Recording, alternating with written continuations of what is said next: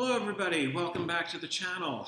I'm doing a few part video, a little maybe 5 or 6 part series on all the projects that I developed this year. I haven't been posting instructional videos for a little while because I've been so busy in my classroom or my fabrication lab developing new projects for my curriculum that I'm trying to develop for my high school students in the FabLab that we just started this year. So I thought I'd do just like a show and tell on a few of the projects that I've done, and hopefully that'll inspire you to get going on some more building projects for a sort of it's supposed to be STEAM, science, technology, engineering, art, and math.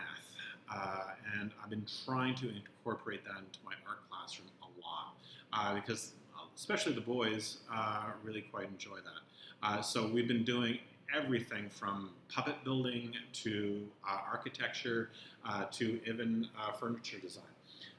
So please tune in to a couple of these videos on my channel, and hopefully that'll inspire you. So this part is to illustrate some of the architecture I've been doing. Nothing better than, say, a drawbridge for, say, a castle, or for vehicles that you've designed.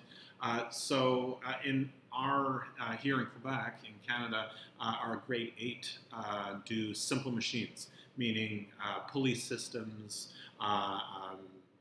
gears, and say wedges and tilting devices and that sort of thing. So I thought it would be a lot of fun to incorporate that into the art classroom so that they could do a little bit more design work. In the science lab, it's a little bit more theory, so I have plenty of time in my art classes to have them build things. So we have done, say, houses and architectural stuff. But this is an opportunity for them to do moving parts. So say a drawbridge on a castle or a moving tilting bridge. So this first one right here, and to incorporate as well, to incorporate gears and pulley systems.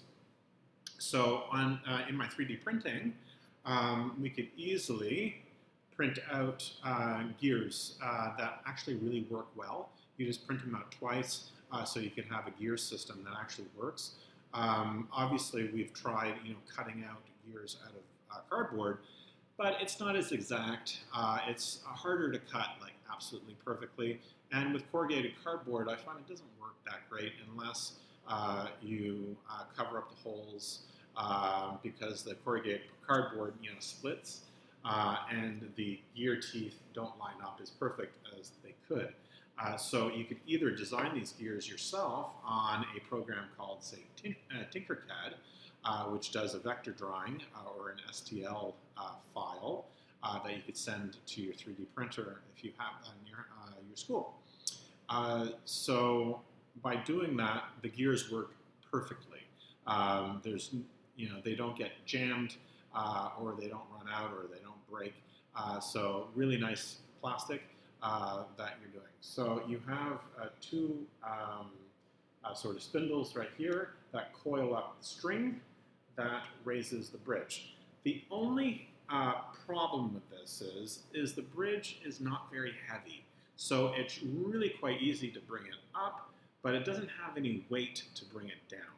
So I would suggest, if you want to go the extra mile, get some washers or some weights of any kind to make sure the bridge actually stays heavy. So something like this, and you turn the wheels, and the drawbridge goes up.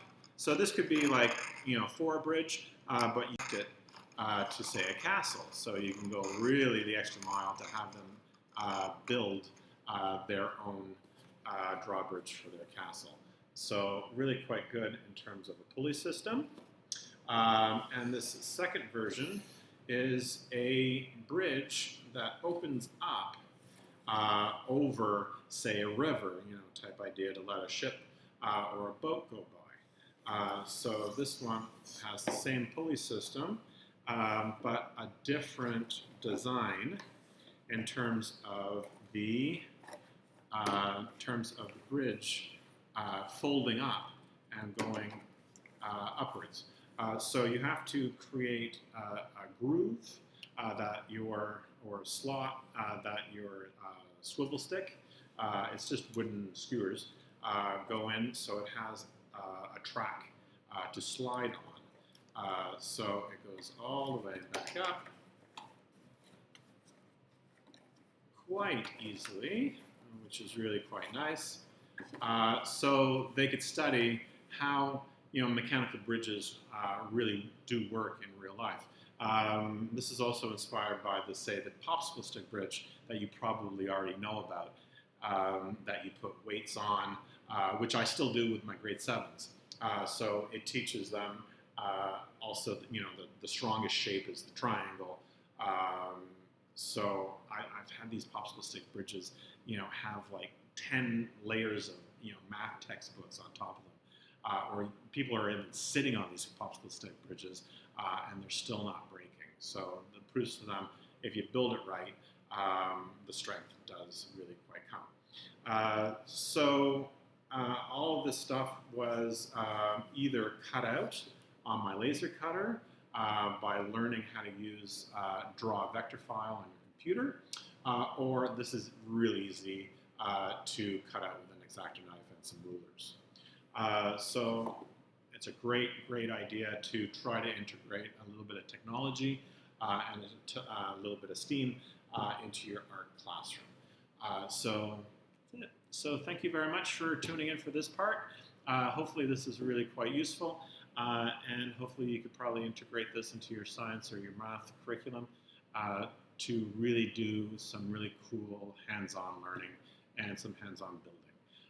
So thank you very much for tuning in. Tailored Art Projects, please go to the YouTube homepage, and I've been doing this for years now, so there's literally hundreds of videos now for everything from painting, drawing, to technology. So thanks a lot, everybody, for tuning in, and please continue to look at this show and tell video series that I have, that I will be posting very soon. So thank you very much, and have a great summer, everybody. This is the last day for me, so hopefully your summer vacation is filled with project planning like this. Okay, see you later.